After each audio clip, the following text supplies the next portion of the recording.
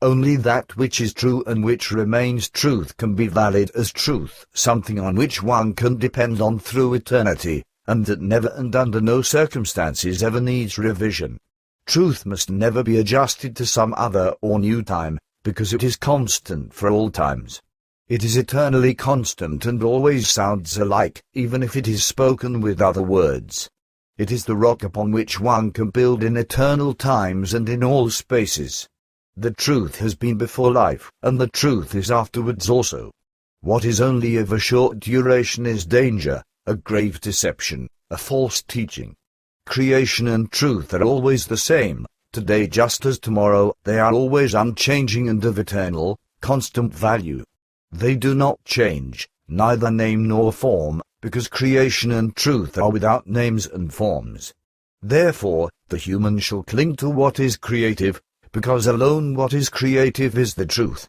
It is that which is imperishable, like creation itself. It is that which is eternal and perfect, that is worth all of human's efforts of will, because near it the human does not fall prey to deception.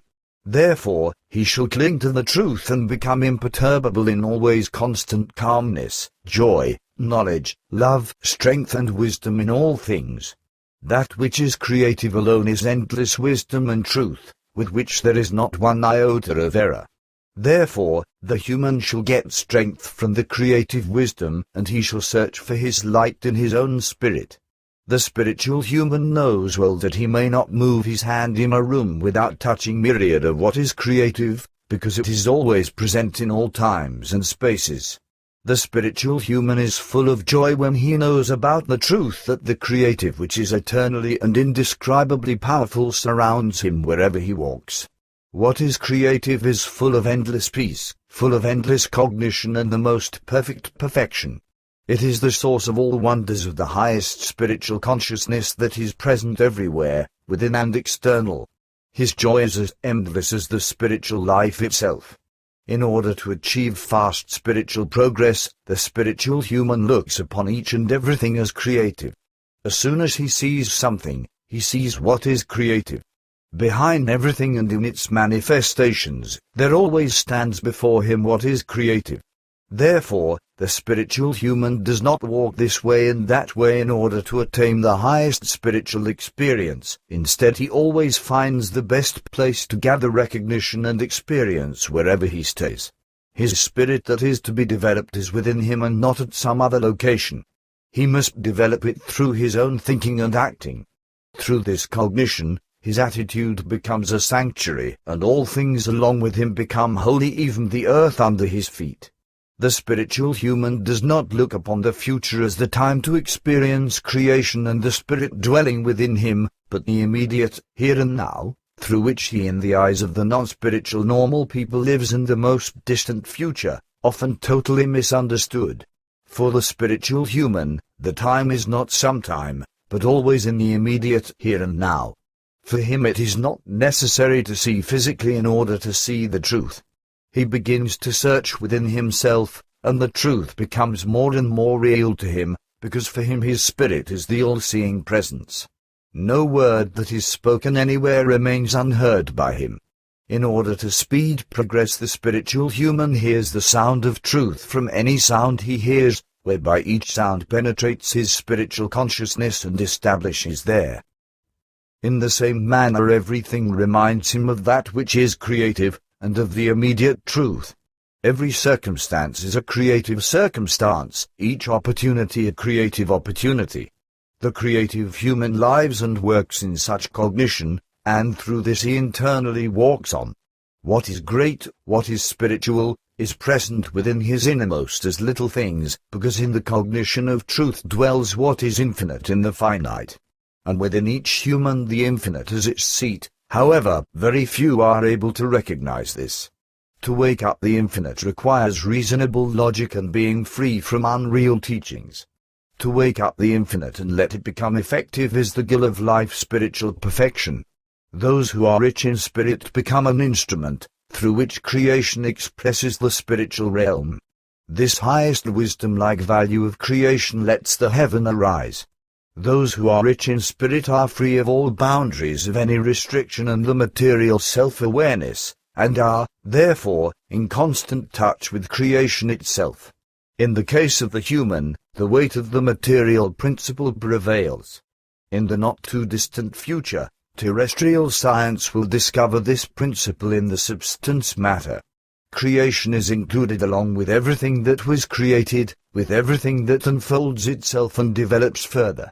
Only the unrestricted spirit and creation itself represent true freedom, true perfection, true cognition, power, love, knowledge, truth and wisdom. In its absoluteness, all of these are the creative itself. In order to gain anything truly excellent in life, the human must be loyal to what is creative, the unrestricted and unlimitable. Everything that is limited and restricted brings irreality and problems. However attractive as it may seem, it will once become a source of problems and irrealities. The finite things of all forms are unnatural for the innermost essence, and, therefore, the human cannot recognize and love them as truth without harming himself most severely. At all times they are full of faults, because everything that is finite brings along problems and difficulties. If the human loves or possesses something that is finite, it has at least the fault of being absolutely transient. He may love it greatly according to the human understanding of love, however, when its time comes it perishes, and he mourns over the loss of it. That which is limited has faults in other respects, too. Even if it does not perish at the first moment, it is at least subjected to changes. If it is full of human love for one moment, it may be displaced by, or filled with, human hate at the next moment. Whether it is a thing that changes or perishes, or a human who changes his approach towards his fellow man, the result is always sorrow and suffering, while that which may not be limited will never change because it is of unlimited and absolute lasting value. When wisdom and truth dawn within the human and when his spiritual knowledge grows, when he is guided by universal love and when his life becomes a blessing to him and other ones, then cognition of truth has ripened within him.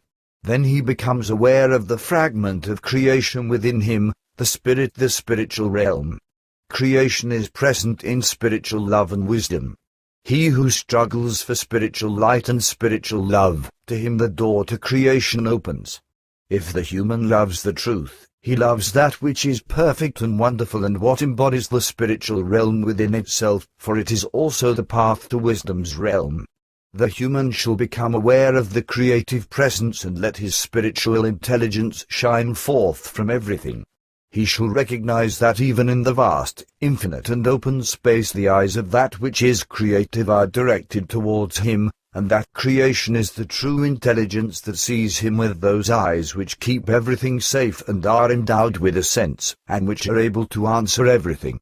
Therefore, he shall live consciously spiritually under the eyes of that which is creative, he shall live with the consciousness of that which is spiritual, that is infinite power, of which he must always be aware.